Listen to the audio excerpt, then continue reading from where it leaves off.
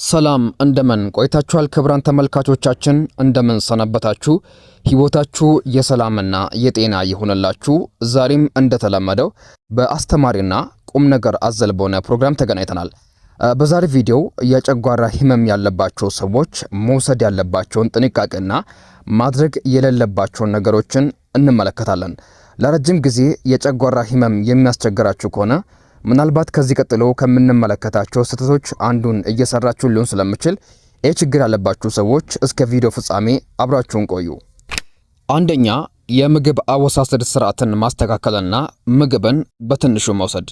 የጨጓራ ህመምተኞች ሊያደርጉት የሚገባው የመጀመሪያውና ትልቁ ጥንቃቄ በአንድ ጊዜ ብዙ ምግብ የመመገብ ልማድን ሙሉ በሙሉ ማስወገድ ነው። ብዙ ምግብን በአንድ ስንመገብ ጨጓራችን ያንን ሁሉ ከባድ ምግብ ሰባብሮ ለማቅለጥ እጅግ ከፍተኛ የሆነ የተፈጥሮ አሲድን ወይም ደግሞ ሃይድሮክሎሪክ አሲድን በብዛት እንዲያመነጭ ይገደዳል። በተለይ የጨጓራ ቁስለት ወይም የጨጓራ ኢንፍላሜሽን ላለባቸው ሰዎች ከፍተኛ የሆነ የመለብለብ ስሜት እንዲሰማችሁ ያደርጋል።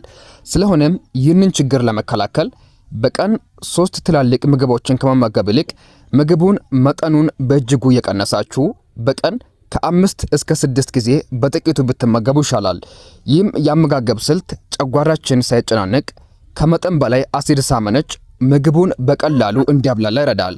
ከዚህም በላይ ምግብ በምትመገቡበት ጊዜ ሳትቸኩሉ በጥንቃቄና ረጅም ጊዜ ወስዳችሁ በጥርሳችሁ ማኘክ ይኖርባችኋል።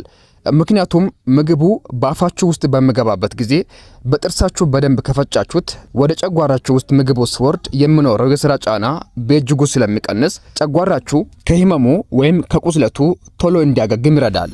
ስለዚህ የጨጓራ ህመም ወይም ደግሞ አልሰር ያለባችሁ ከፍተኛና ጠንከር ያሉ ምግቦችን የምትበሉ ሰዎች ካላችሁ ከዚህ በኋላ የምግብ መጠናችሁን እየቀነሳችሁ ቢያንስ በቀን ከ5 ከ6 ቀለል ያሉ ምግቦችን ቀለል እያደረጋችሁ ልትመገቡ ይገባል።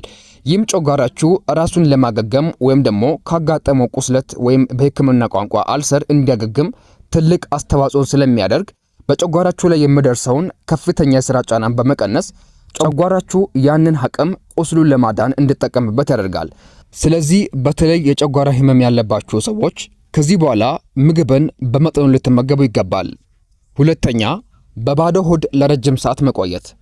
ብዙ ጨጓራ ህመምተኞች የሚሰሩት ሌላኛው ከባድ ስህተት በተለያዩ ስራዎች ተጠምዶ ሆዳቸውን ለረጅም ሰዓታት በባዶ ማቆየት ነው።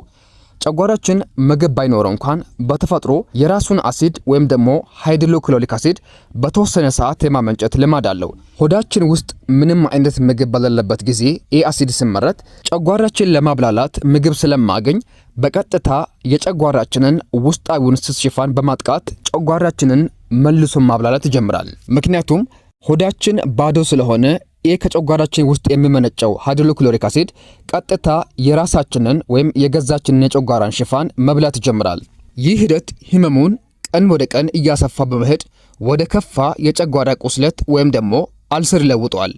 በተለይም የማለዳ ቁርስን መዝለል ለጨጓራ ታማሚዎች ትልቁ ጠንቅ ነው። ምክንያቱም ሌሊቱን ሙሉ ከ7 እስከ 8 ሰዓታት በባዶ የቆየ ጨጓራ ጠዋት ላይ የአሲድ መጠኑ ከፍተኛ ደረጃ ላይ ደርሳል። ስለሆነም ጠዋት ከእንቅልፋችሁ እንደተነሳችሁ በአጭር ሰዓታት ውስጥ ለስለስ ያሉና ቀለል ያሉ የሚፈጩ ምግቦችን መመገብ አሲዱን ለማረጋጋት ወሳኝ ነው። ስለዚህ የጨጓራ ቁስለት ወይም የጨጓራ ህመም ያለባችሁ ሰዎች ከዚህ በኋላ በፍጹም በባዶ ሆዳችሁ ልትቆዩ አይገባም። ሶስተኛ፣ የህመም ማስታገሻ መድኃኒቶችን ያለ ሐኪም ትዕዛዝ መውሰድ ማቆም ይኖርባችኋል። ብዙዎቻችን የራስ ምታት፣ የጡንቻ ቁርጥማት ወይም ሴቶች በወር አበባ ጊዜ ህመም ሲሰማቸው የህመም ማስታገሻ መድኃኒቶችን ከፋርማሲ በመግዛት ይጠቀማሉ። ነገር ግን እነዚህ መድኃኒቶች ለጨጓራ ህመምተኞች እጅግ አደገኛና ገዳይ የሆኑ ጠንቆች ናቸው። ምክንያቱም እነዚህ መድኃኒቶች የጨጓራን ግድግዳ ከአሲድ ጥቃት የሚጠብቀውን ሙከስ የሚባለው ፈሳሽ መመረት እንዲያቆም ያስገድዳሉ። ይህም ሽፋን መመረት በሚያቆምበት ጊዜ ግን የጨጓራ አሲድ በቀጥታ የውስጥን ስጋ ስለሚበላ በአጭር ቀናት ውስጥ በጨጓራችን ውስጥ ከፍተኛ የሆነ የደም መፍሰስ አደጋ እንዲፈጠር ያደርጋል። ስለሆነም የጨጓራ ህመም ያለባቸው ሰዎች ማንኛውም አይነት የህመም ስሜት ሲሰማችሁ እነዚህ መድኃኒቶችን በፍጹም ከመውሰድ መቆጠብ ይኖርባችኋል። ማናችሁንም መድኃኒት ከመውሰዳችሁ በፊት ሁል ጊዜ የጨጓራ ህመም እንዳለባችሁ ለሕክምና ባለሙያዎች መናገር ወይም ደግሞ ጨጓራን የማይጎዳ እንደ ፓራሴታሞል ያሉ አማራጮችን ወይም ከጨጓራ መከላከያ መድኃኒቶች ጋር አብሮ የሚወሰዱ መድኃኒቶችን ባለሙያዎችን በማናገር መውሰድ ይኖርባቸዋል። አራተኛ አሲድ ቀስቃሽ የሆኑ ምግቦችን መመገብ ማቆም። የጨጓራ ህመም በሚነሳበት ጊዜ በጨጓራችን ላይ ከፍተኛ አደጋን ይደቅናሉ። በተለይም ቅመም የበዛባቸው ምግቦች ለምሳሌ በርበሬ፣ ሚጥሚጣና ከባባድ ባህላዊ ቅመሞች በውስጣቸው አሲድ ያላቸው እንደ ሎሚ፣ ብርቱካንና ቲማቲም ያሉ ምግቦች የጨጓራን ግድግዳ በቀጥታ በማነቃቃት ህመሙን በከፍተኛ ሁኔታ ያባብሱታል።